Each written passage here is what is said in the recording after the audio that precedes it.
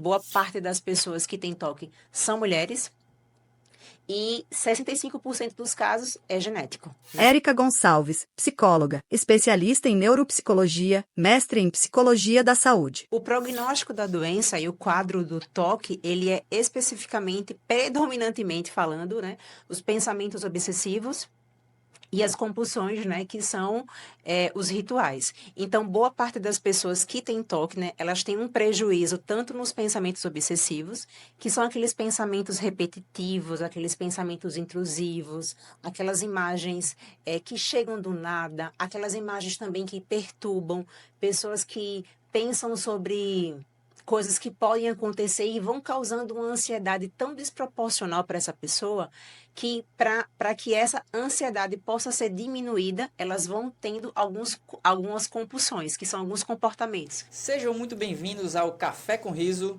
Hoje nós vamos conversar sobre um assunto muito mal compreendido e nós trouxemos para nos ajudar uma convidada muito especial, a psicóloga Érica Gonçalves. Érica, muito prazer, seja muito bem-vinda. Obrigada, Bruno. Érica, para quem não te conhece ainda, apresente aqui para o pessoal suas credenciais, o que é que você faz, onde é que você trabalha, Certo. qual é o seu foco. Primeiramente, muito obrigada pelo convite. Estou muito feliz de estar aqui.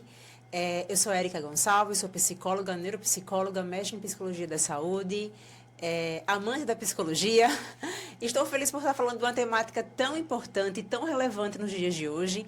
E como a gente estava conversando antes um pouquinho, né, de começar aqui, pouco falada, né? Você falou assim, acho que a gente não escuta muito, só fala um pouco de mania, não sabe se é mania, se é hábito, se é rituais. Então, vamos hoje, né, tentar desmistificar o que seria realmente o toque, o que seriam as manias. Vamos pensar um pouco sobre isso hoje. Então vamos lá, vamos falar um pouquinho sobre transtorno obsessivo compulsivo. Isso. Aí começando pelo nome, assim, eu não entendo muito essa classificação, o transtorno, doença, como é que se chama, se pode falar que o toque é uma doença, se eu posso, se transmite, o que é o toque? Tá. O toque não é transmitido porque ele não é vírus, né? Ele não é doença. O toque é um transtorno, né? E aí é bem curioso também o que você está perguntando, porque esta semana eu estava escutando de uma pessoa falando que imaginava que o toque seria toque. Que não imaginava que o toque era uma sigla, né? Uhum. E eu fiquei achando interessante, porque talvez essa dúvida, não sei, dessa pessoa, pode também passar, né? Para outras e outras pessoas nunca comentaram, né? Mas, enfim, o toque é a sigla do transtorno obsessivo compulsivo. Uhum. Tá? E ele é um transtorno, né, classificado nos transtornos mentais, no DSM-5.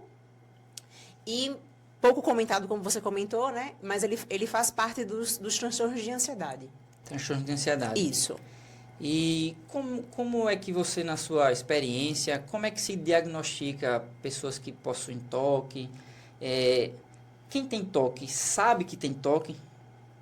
Boa pergunta, Bruno.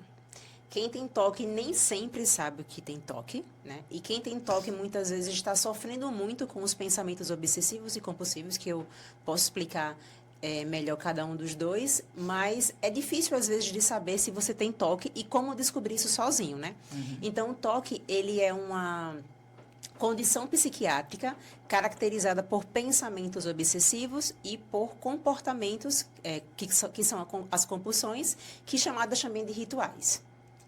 E sempre tem a obsessão e a compulsão tem que estar juntas para que seja toque ou o que seria uma coisa obsessiva, a compulsão é só as questões físicas ou tem também pensamento? Uhum. Como é que você lida com isso na sua prática de consultório? As pessoas que chegam para você, geralmente elas não sabem que tem toque.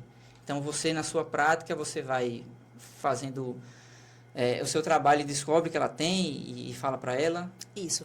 O prognóstico da doença e o quadro do toque, ele é especificamente, predominantemente falando, né, os pensamentos obsessivos e as compulsões, né, que são os rituais. Então, boa parte das pessoas que têm toque, né, elas têm um prejuízo tanto nos pensamentos obsessivos, que são aqueles pensamentos repetitivos, aqueles pensamentos intrusivos, aquelas imagens que chegam do nada, aquelas imagens também que perturbam, pessoas que pensam sobre coisas que podem acontecer e vão causando uma ansiedade tão desproporcional para essa pessoa que para que essa ansiedade possa ser diminuída, elas vão tendo algumas compulsões, que são alguns comportamentos rituais. Um exemplo, pessoas que têm toque sobre contaminação, né? Tem aquele pensamento que pode se contaminar. Vou dar um exemplo que aconteceu recentemente, né?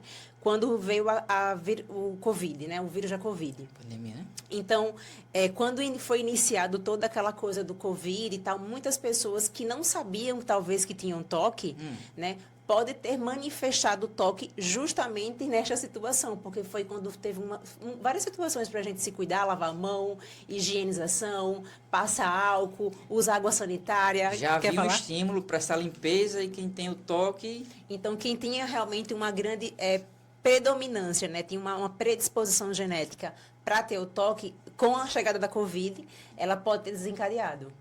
Justamente por essa preocupação de pegar a doença, né?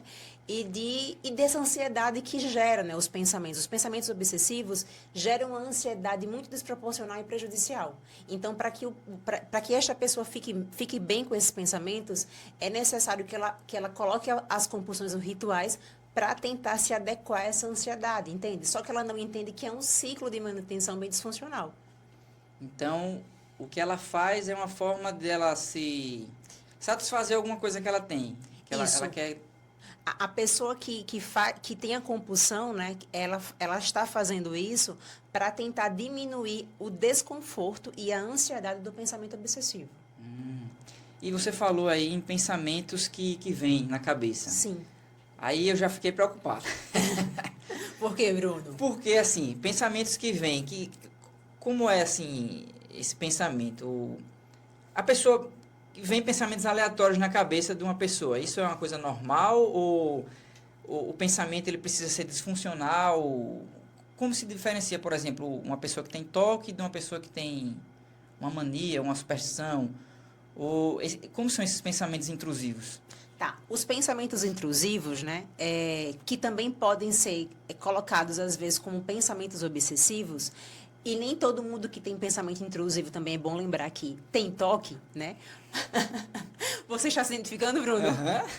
Tem toque, né? Então, assim, são aqueles pensamentos que, dando um outro exemplo para ficar mais fácil, é quando a gente talvez esteja dirigindo e aí imagina que, será que, sei lá, se esse carro bater nesse poste, se eu atropelar... E esses pensamentos surgem batendo no poste, eu batendo o carro no poste, eu atropelando uma pessoa, eu me ferindo ou ferindo outra pessoa. Então, são pensamentos que vão sendo introduzidos no nosso pensamento que parece não fazer sentido, sabe? Só que o pensamento obsessivo surge com esses pensamentos ou imagens ou sensações e aí vão causando realmente uma ansiedade. O que a gente vai diferenciar das manias é justamente a sensação de desconforto, né? Então, assim, mas existem pessoas que têm manias, que têm rituais e tal. O que a gente pode diferenciar? O prejuízo, né? Existem pessoas que têm algumas manias, alguns rituais, só que não são prejudiciais, né? Não causam nenhum desconforto. Só que outras pessoas causam desconforto muito grande. Então, pessoas se atrasam muitas vezes para tornar o seu ritual, para fazer um ritual, por organização, por higienização, enfim, por alguma coisa que o pensamento obsessivo causa, né? Então, o toque ele tem que ser de tal forma que cause um prejuízo para a pessoa. Que causa um prejuízo. Que causa sofrimento também. Isso. A gente entende que o diagnóstico do toque, além de a gente perceber os pensamentos obsessivos e a compulsão, a gente vai ver o quadro clínico, né? A experiência dessa pessoa, se realmente ela está sendo prejudicada, se essa ansiedade faz com que ela se atrase, perca tempo, não durma bem, pense isso por mais de 1 hora, traga realmente uma insatisfação, gasto energético, prejudica realmente no relacionamento social, familiar, Entendi. Enfim. Na sua experiência com seus pacientes, assim, quais são os desafios que você vê nesses pacientes que possuem toque no relacionamento com seu cônjuge, no trabalho, no dia a dia? Eles têm uma desvantagem assim, muito grande. Como é que você vê essas pessoas que chegam lá? Uma excelente pergunta, Bruno. Boa parte das pessoas que a gente não consegue, assim, às vezes muitas pessoas chegam no consultório sem saber realmente que tem toque, mas existem alguns tipos de pessoas que têm os padrões mais inflexíveis, que têm comportamentos mais rígidos, né, que têm comportamentos mais agressivos. Nem todas as pessoas, mais uma vez, que têm esse tipo de comportamento padrão, vão ter toque, mas há uma predisposição, né? O toque, ele tem ele causa uma exigência, ele causa um padrão determinado, ele causa uma regra, tu tem que obedecer algumas coisas para que essa ansiedade possa diminuir. Então, eu vou obedecendo regras nos meus pensamentos, eu vou traçando que tipo, eu tenho que fazer isso. Então, são pessoas que têm características mais para rigidez. Então, Desde comportamento. é um grande alerta que a gente tem com relação a pacientes que já apresentam, né, um pouco desse comportamento. Um outro ponto também que eu escutei recentemente foi assim, com relação ao transtorno, né? De uma pessoa só curiosa também pela temática, perguntando pessoas que são, sei lá, que passaram pela polícia, foram para o quartel, elas têm uma tendência ou podem desenvolver toque? Sim e não, né? Porque também a gente conta com a condição genética, né? Existem pessoas que têm uma condição genética já que pode se predispor, né, a ter o toque e outras pessoas não. Só que o ambiente social também as causas são muito fatoriais, então pode realmente o ambiente proporcionar um toque ou não, vai depender. Não há uma coisa certa, é isso, sabe? Você falou aí em causas multifatoriais, tem alguma, não sei se tem, bom, deve ter estudo sobre isso, mas existe alguma causa assim já conhecida da ciência, que é como se fosse uma causa predominante de por que as pessoas desenvolvem toque?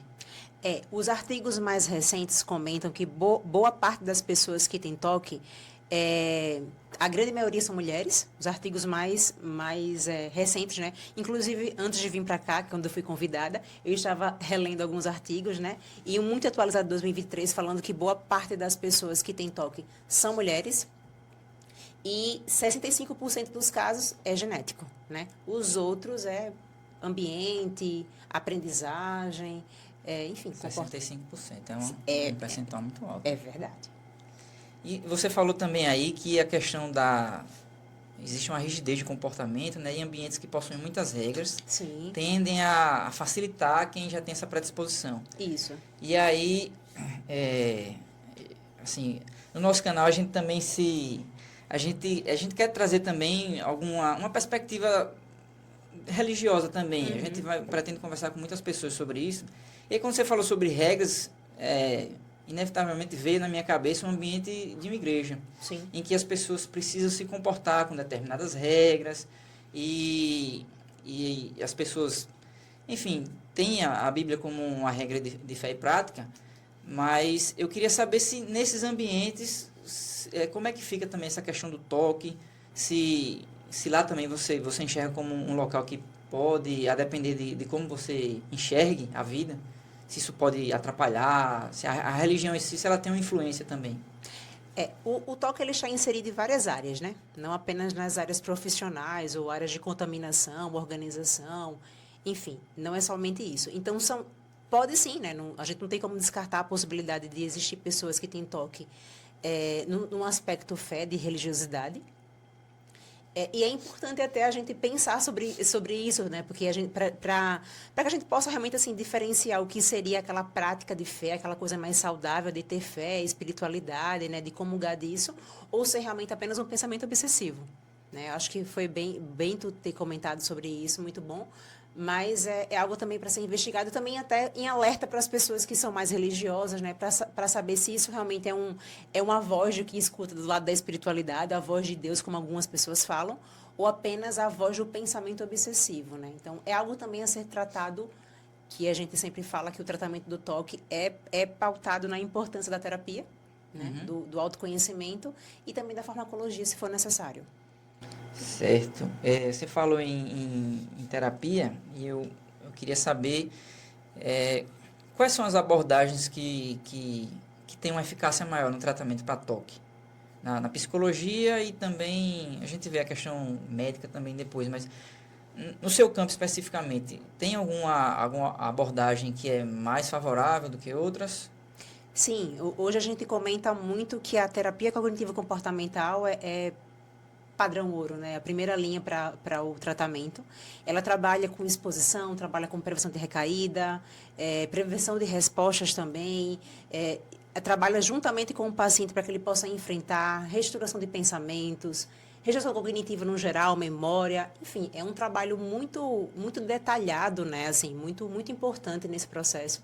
Eu também, como cognitivo comportamental, que é a área de atuação que eu faço, é um trabalho que a gente envolve o paciente realmente a repensar, a trabalhar crenças, trabalhar pensamentos disfuncionais, traz um resultado assim fantástico. Juntamente também com a psiquiatria, né, que a gente trabalha juntamente com isso. Alguns pacientes precisam ser encaminhados para o psiquiatra, porque eles não estão realmente assim no processo cognitivo mais acompanhando e de um jeito que a gente precisa para fazer o tratamento psicológico. Então é importante esse acompanhamento. Uma coisa que eu vejo também, e eu acho que talvez faça parte da cultura do brasileiro, que o estigma que se tem em relação às doenças com transtornos mentais.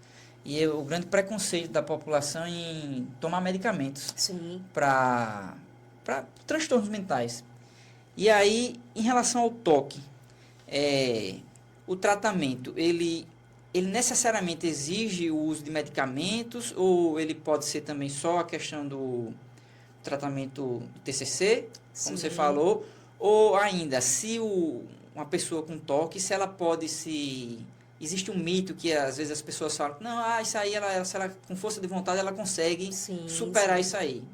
Então, nesses três âmbitos aí, o TCC, a questão de remédios e da força de vontade. Sim. O que é que você vê em relação a isso?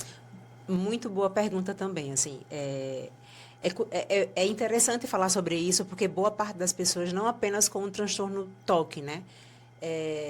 Mas, no geral, as pessoas acham que pode lidar bem sozinha com a depressão, que pode lidar com outros transtornos, sem o acompanhamento farmacológico, psiquiátrico, como se fosse, muitas vezes, uma coisa fácil de lidar, e às vezes não é. Né? Eu acho que também existe esse estigma, como você está trazendo, de achar que tem força de vontade, que tem fé suficiente, que é pouca fé ou muita fé. Então, assim, boa parte das pessoas, dependendo do nível de prejuízo, dependendo de como foi descoberta a doença, dependendo do prognóstico da doença, do quadro clínico desse paciente, enfim, dos níveis de prejuízo que ele esteja apresentando, pode ser, sim, que ele consiga só ficar na terapia, e o trabalho cognitivo, né, e comportamental com esse paciente superflua e ele consiga, enfim, destravar várias situações na parte da exposição e pode ser que seja maravilhoso. Mas, né, existem alguns pacientes que vão ter ainda muito prejuízo na parte da ansiedade e é necessário que a gente faça um encaminhamento até para trazer um alívio melhor e ele também começar a se encaixar melhor nos processos cognitivos, né? Porque também todo o processo farmacológico é justamente para fortalecer a parte cognitiva comportamental que a gente trabalha, né? Então, é bem importante. É um trabalho que casa, né? Ele anda de mãos dadas nesse sentido. Entendi. E, assim, no contexto familiar desses pacientes que possuem toque, a família, eu sei que isso é bem genérico, né? Porque eu acho que depende muito de cada família, mas os parentes que convivem com essas pessoas, como é o relacionamento com elas, como é a demanda? Primeiro, a demanda, como é a demanda de uma pessoa que tem toque para o psicólogo que vai cuidar? Você fala como é que a família deve se sentir, assim, nesse sentido? Não, Não entendi. O contexto familiar, como eles costumam entender, eles pensam que isso é frescura, eles ajudam no tratamento, eles às vezes mais atrapalham do que ajudam. Que já tem a questão do próprio paciente entender que tem isso. E além de tudo, talvez a família, se não tiver ciência, ela possa acabar atrapalhando, né? Eu concordo, assim. Eu costumo dizer, Bruno, que boa parte de todos os contextos de transtornos psiquiátricos, a gente sabe pouco, né? Então, o conhecimento é a chave do negócio, né? Então, quanto mais a gente entender, ser compreensivo com o que está acontecendo, melhor vai ser o processo familiar e a convivência também com essa pessoa que tem toque, né? Enfim, até outros transtornos também. Mas é um desafio, não deixa de ser. né? Seja a pessoa que esteja tentando aprender o que é TOC, tentando lidar com o paciente que está em total desfuncionamento, muito ansioso com relação aos pensamentos obsessivos, é um desafio, não é fácil. Né? Então, a gente sempre também chama alguns familiares para psicoeducar, falar sobre, né? Trazer um pouco do que seria o transtorno, como é que eles podem trabalhar junto. Então, é um trabalho também que envolve outras pessoas além, né, do paciente. Isso. Você falou também na questão do diagnóstico, né? Quais são os critérios que são mais utilizados pelos profissionais de psicologia para fazer esse diagnóstico? Tem alguns manuais, enfim. O que é que vocês usam para diagnosticar? É a parte clínica que vocês veem com o tempo, com experiência, ou existe alguma coisa que auxilia vocês nesse diagnóstico? A parte clínica é a que vai mais pesar, na verdade. Assim, o histórico do paciente vai ter o maior peso. Só que, além disso, a gente vai ter também alguns inventários, né, algumas escalas, né, que podem nos ajudar. Que tem pontuações, dá para a gente ter uma ideia para onde a gente vai trabalhar melhor as intervenções, e até o próprio paciente também tem uma ideia de onde ele está sendo maior prejudicado, mas boa parte dos contextos que a gente trabalha é muito mais pela fala, né, pelo prejuízo que ele nos apresenta. Então, a gente faz diários, monitoramentos, pede para ele fazer realmente como se fosse um caderninho para a gente, né? Então, é um trabalho mais do que ele vai nos trazendo, né? A gente vai identificando pensamentos obsessivos, compulsões, e vamos trabalhando todo esse processo baseado no que ele nos traz. É um trabalho desafiador, porque junto com o toque, ainda tem mais uma... que a gente acha que trabalhar o toque, né, é necessariamente só o toque, pensamento obsessivo, mas o paciente não só vive disso, né? Ele tem outras questões também, né? Trabalho, família, dificuldades, conquistas, enfim. Então, tem todo um processo que envolve, né? Então, você tem um quebra-cabeça para montar, né? Para cada paciente. É verdade. E ainda tem que lembrar o que é que cada paciente falou. É um trabalho difícil. É um trabalho desafiador, mas ao mesmo tempo muito, muito gostoso, assim, muito bom de sentir, de acompanhar. Legal. Assim, caminhando já para o final, Érica, eu queria perguntar para você, assim, o que é que você diria para o pessoal que está lidando com toque, com esses sintomas, para a família? O que é que você poderia dizer para eles para ajudá-los? Tá, eu diria que não tenham vergonha, né? Não se sintam sozinhos para tentar, enfim, vencer isso, né? Existem muitas pessoas capacitadas para lidar, né? Para fazer uma intervenção correta, não só a TCC, mas existem outras abordagens que também podem ajudar. Então, que não fiquem sozinhos, que não fiquem calados, que procurem conhecimento, que procurem compartilhar um pouco das ansiedades, dos prejuízos. E qualquer dúvida também, sempre procurar um profissional. Acho que o profissional é um dos melhores caminhos que a gente pode buscar para tirar as nossas dúvidas, né? Saber se a gente tem ou não tem. Enfim, é sempre uma boa avaliação, é necessária. Bom demais, gostei demais desse papo. E você tem rede social, tem Instagram? Tenho rede social. Pois fale pro pessoal. Então, a minha rede social é Psicologia Expressa. Estamos lá, eu e juntamente com a minha sócia trabalhamos. Temos alguns cursos, trabalhamos com outras temáticas também. Muito legal, quem quiser pode ir lá para conhecer um pouquinho. E o meu Instagram pessoal é Érica Gonçalves. Erica.Gonçalves. Não é muito movimentado não, mas é lá. Tá bom, vamos lá. Muito obrigado pela conversa. Agradeço, foi muito esclarecedora, Bruno, aprendi muitas coisas. Nossa, que bom. E galera, se vocês gostaram aí, siga a gente nas redes sociais para acompanhar novos papos como esse. E vamos em frente. Pessoal, obrigado. Deus abençoe. Um abraço.